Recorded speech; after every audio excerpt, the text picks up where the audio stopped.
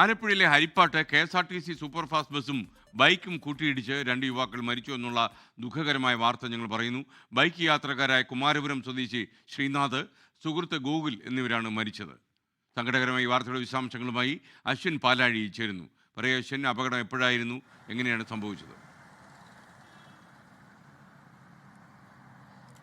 ഇന്നലെ രാത്രി 11 മണിയോടുകൂടിയാണ് ശ്രീനാഥും ഗോകുലും സഞ്ചരിച്ച ബൈക്ക് KSRTC സൂപ്പർഫാസ്റ്റ് ബസ്സിലേക്ക് ഇടിച്ചു കയറുന്നത്.